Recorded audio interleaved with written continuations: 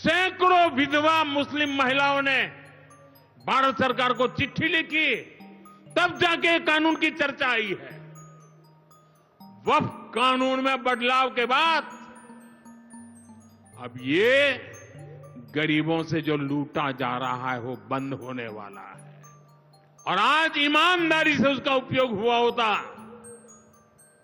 तो मेरे मुसलमान नौजवानों को साइकिल के पंक्चर बना करके जिंदगी नहीं गुजारनी पड़ती।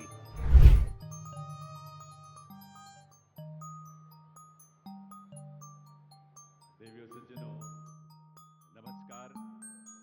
पावन प्रदेश हरियाणा की ऐतिहासिक नगरी हिसार के महारानीय प्रधानमंत्री महोदय का स्वागत अभिनंदन करें। और सबसे पहले प्रधानमंत्री जी को हमारे किसानों की मेहनत का फल, तैयार गेहूं की सुनहरी बालियों का गुच्छा और उसमें कमल के फूल जो हमारी आस्था का, आध्यात्मिकता का प्रतीक है, भेज करके उनका स्वागत अभिनंदन करें।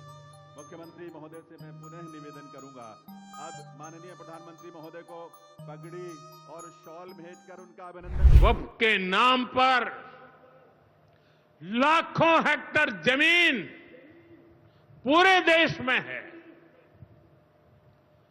इस जमीन, इस प्रॉपर्टी से गरीब का, बेसहारा महिलाओं, बच्चों का भला होना चाहिए था।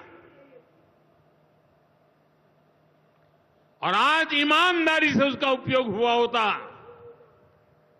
तो मेरे मुसलमान नौजवानों को साइकिल के पंक्चर बना करके जिंदगी नहीं गुजारनी पड़ती। लेकिन इससे मुट्ठी भर भू माफिया का ही भला हुआ।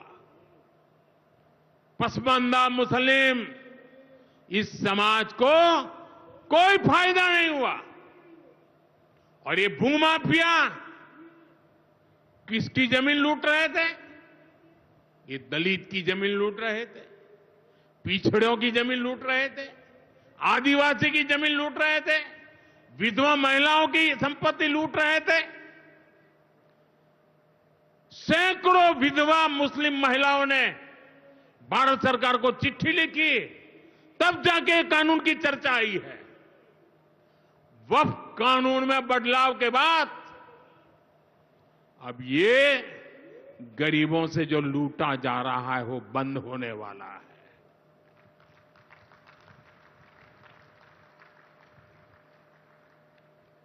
और सबसे बड़ी बात, हमने एक बहुत बड़ा जिम्मेदारीपूर्ण, महत्वपूर्ण काम किया है।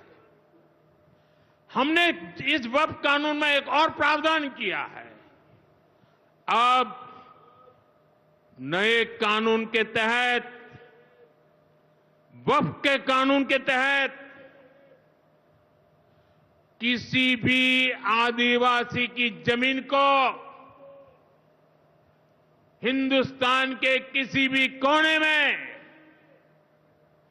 आदिवासी की जमीन को, उसके घर को, उसकी संपत्ति को ये वक्फ बोर्ड हाथ भी नहीं लगा पाएगा। ये आदिवासी के हितों की रक्षा करने का, संविधान की मर्यादाओं का पालन करने का हमने बहुत बड़ा काम किया है। नए प्रावधानों से वक्फ की भी पवित्र भावना का सम्मान होगा।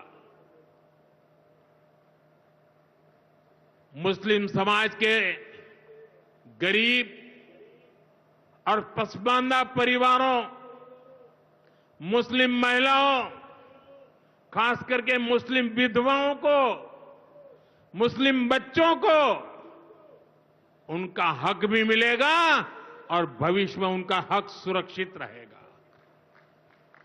और यही तो बाबा साहब आंबेडकर ने संविधान के स्पिरिट में हमें काम दिया हुआ है। यही असल स्पिरिट है, यही असली सामाजिक न्याय है। साथियों, हमारी सरकार ने 2014 के बाद बाबा साहब आंबेडकर की प्रेरणा को आने वाली पीढ़ियों तक पहुंचाने के लिए अनेक महत्वपूर्ण कदम उठाए।